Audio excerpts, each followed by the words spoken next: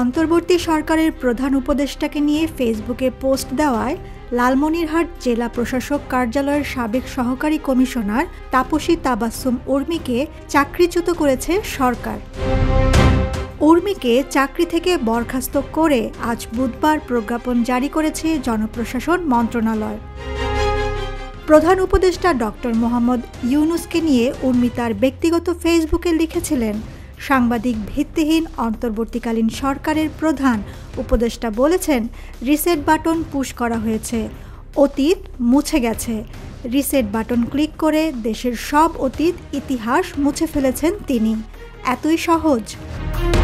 তিনি আরও লিখেন, কাউন্টডাউন শুরু হয়েছে আপনার মহাশয়। তবে একটা বিষয় আপনাকে ধন্যবাদ জানাতে হয়, তুমি কে আমি কে, রাজাকার রাজাকার। আপনাদের এই স্লোগানটা যে অক্ষরে অক্ষরে সত্য ছিল, এটা এত অল্প সময়ে দিনের আলোর মতো পরিষ্কার করে দিয়েছেন, এজন্য আপনাকে অসংখ্য ধন্যবাদ।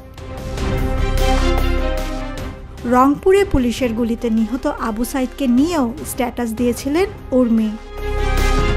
এই ঘটনায় গত 6 অক্টোবর 2024 সালে উর্মিকে ওএসডি করা হয়। পরদিন তাকে সাময়িক বরখাস্ত করে সরকার। আদালতেও তার বিরুদ্ধে মামলা চলছে।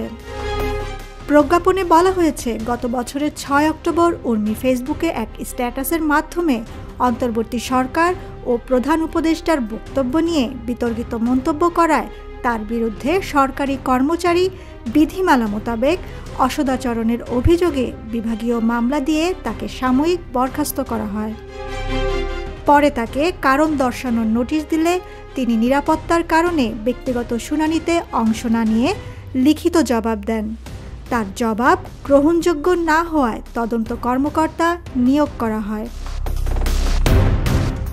তদন্তে অভিযোগ প্রমাণিত হওয়ায় উর্মিকে গুরুদণ্ড দেওয়ায় প্রাথমিক সিদ্ধান্ত নিয়ে কেন তাকে চাকরি থেকে বরখাস্ত বা যথোপযুক্ত গুরুদণ্ড দেওয়া হবে না তা জানতে চেয়ে দ্বিতীয়বার কারণ দর্শানোর নোটিশ দেওয়া হয়।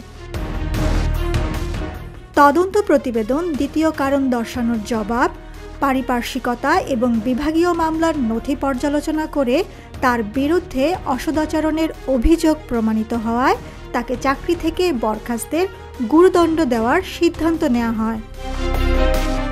এ বিষয়ে সরকারি কর্ম কমিশন একমত পোষণ করে এবং রাষ্ট্রপতি তাকে চাকরিচ্যুতর গুরুদণ্ড দেওয়ার প্রস্তাব অনুমোদন করায় তাকে ওই সাজা দেওয়া হয়েছে বলে প্রজ্ঞাপনে বলা হয়েছে। টুম্পা খান, ভিউজ বাংলাদেশ।